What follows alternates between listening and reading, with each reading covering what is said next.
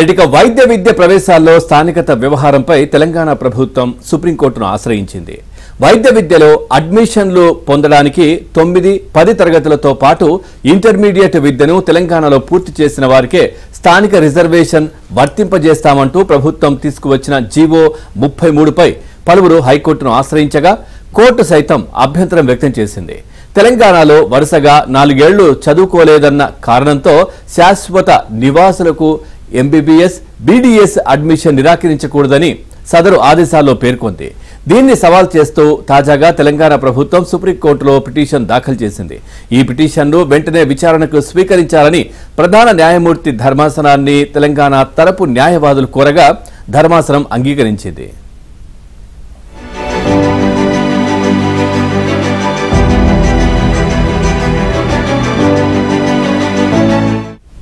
అయితే వైద్య విద్య ప్రవేశాలపై సందిగ్ధం నెలకొన్న వేళ సుప్రీంకోర్టు ఏం తీర్పు వెలువరిస్తుంది అన్న అంశంపై ఉత్కంఠ అయితే నెలకొంది. ఒకవేళ హైకోర్టు తీర్పుపై సుప్రీంకోర్టు స్టే ఇస్తే వెంటనే ప్రవేశాల ప్రక్రియ ప్రారంభమవుతుంది. ఒకవేళ హైకోర్టు తీర్పును సమర్థిస్తే మాత్రం కౌన్సిలింగ్ ప్రక్రియ మరింత ఆలస్యమయ్యే అవకాశం ఉంది అని వైద్య శాఖ వర్గాలు అభిప్రాయపడుతున్నాయి. గతంలో సుప్రీంకోర్టు జారీ చేసిన మార్గదర్శకాల ప్రకారం అక్టోబర్ 1 నుంచే వైద్య విద్య తరగతులు ప్రారంభం కావాలి. అక్టోబర్ 30లోగా వైద్య విద్య ప్రవేశాల ప్రక్రియ పూర్తి చేయాలి.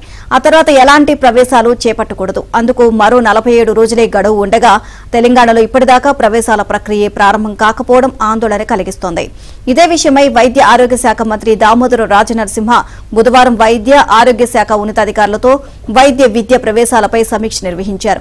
కౌన్సిలింగ్ పూర్తి కావడానికి ఎన్ని రోజుల సమయం పడుతుంది అంటూ ఆరా తీశారు. ఒకవేళ సుప్రీంకోర్టులో అనుకూల తీర్పు రాకుంటే తక్షణమే స్థానికతపై మార్గదర్శకాలు రూపొందించాల్సి ఉంటుంది అని, ఆ ప్రకారం రెసిడెన్స్ సర్టిఫికేట్ల జారీకి సమయం పడుతుంది అని అధికారులు మంత్రికి వివరించారు.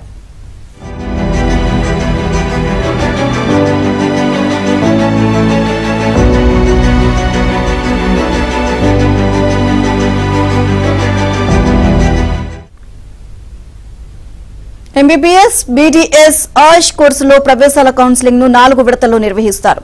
కన్వీనర్, యాజమాన్య, ఎస్ఆర్ఐ కోటా సీట్ల భర్తీ తర్వాత విద్యార్థులు చేరకుండా మిగిలిపోయిన సీట్లకు చివరిగా స్ట్రే వేకెన్సీ రౌండ్ ద్వారా భర్తీ చేస్తారు.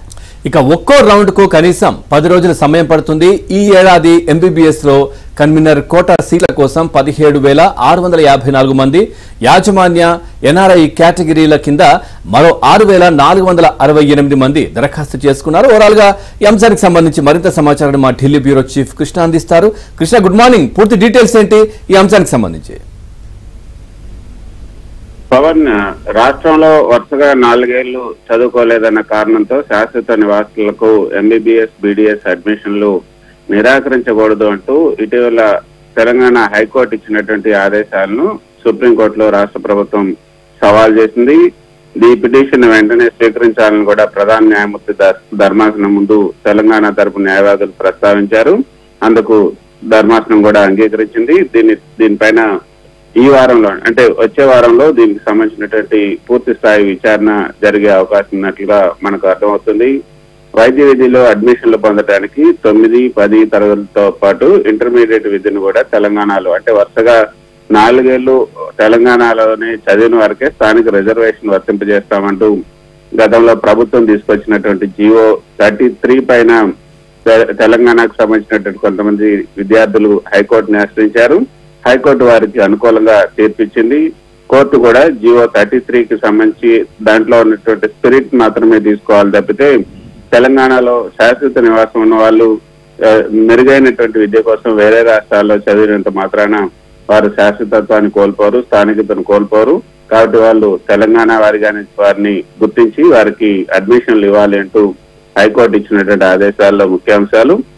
వాటికి సంబంధించినటువంటి అంశాలనే ఇప్పుడు సుప్రీంకోర్టులో రాష్ట్ర ప్రభుత్వం సవాల్ చేసింది. మరి దీనికి సంబంధించి ఏం జరుగుతుంది అనేది కూడా కొంత ఆసక్తిగానే ఉంది. అయితే ఇప్పటి వరకు కూడా ఎన్నో దశాబ్దాలుగా ఈ స్థానికతకు సంబంధించిన అంశం పైన వరుసగా 4 ఏళ్లు చదివిన వారికి ఎక్కడ చదివితే వారికి అక్కడే స్థానికత వర్తిస్తుంది. కానీ ఇప్పుడు మరి హైకోర్టు ఇచ్చినటువంటి ఈ యొక్క ఆదేశాలతో ఏం జరుగుతుందనేది చూడాలి. మరి దీని మీద సుప్రీంకోర్టు కూడా ఏం చేస్తుంది, మరి దీనిపైన ఏమైనా రాజ్యాంగ ధర్మాసనాన్ని ఏర్పాటు చేస్తుందా, రాజ్యాంగ ధర్మాసనానికి వెళ్లాల్సినటువంటి అవసరం లేదు అనేది కూడా కొంతమంది చెప్తున్నారు. ఎందుకంటే ఇది ఒక రాష్ట్రానికి సంబంధించిన అంశం. అంతేకాకుండా అక్కడ ఉన్నటువంటి పరిస్థితులకు అనుకూలంగా రాష్ట్ర ప్రభుత్వం ఇచ్చినటువంటి జీవో కాబట్టి దీన్ని సాధారణ ధర్మాసనమే న్యాయస్థానమే సాధారణ ధర్మాసనమే దీనికి ఒక పరిష్కారం లభించే అవకాశం ఉందని కూడా చెప్తున్నారు. కాబట్టి దీని మీద అయితే సర్వత్రా ఉత్కంఠ నెలకొంది. హైకోర్టు ఆదేశాలు వచ్చేంత వరకు, సుప్రీంకోర్టు ఆదేశాలు వచ్చేంత వరకు కూడా మరి అక్కడ అడ్మిషన్లు నిలిపివేయాలా లేదా అన్న దానిపైన రాష్ట్ర ప్రభుత్వం ఒక నిర్ణయం తీసుకోవాల్సి ఉంటుంది. ఒకవేళ ఇప్పుడు కనుక అడ్మిషన్లు చేపడితే ఇక్కడ స్టే కూడా లేదు కాబట్టి సుప్రీంకోర్టులో ఖచ్చితంగా హైకోర్టు తీర్పుకు అనుగుణంగానే ఈ యొక్క అడ్మిషన్లు జరపాల్సి ఉంటుంది. ఒకవేళ ఆ విధంగా అడ్మిషన్లు జరిపితే సబ్జెక్ట్ టు ఫైనల్ డెసిషన్ అంటూ సుప్రీంకోర్టు ఇచ్చే తీర్పుకు అనుగుణంగా ఆ అడ్మిషన్లు కూడా ఇవ్వాల్సి ఉంటుంది.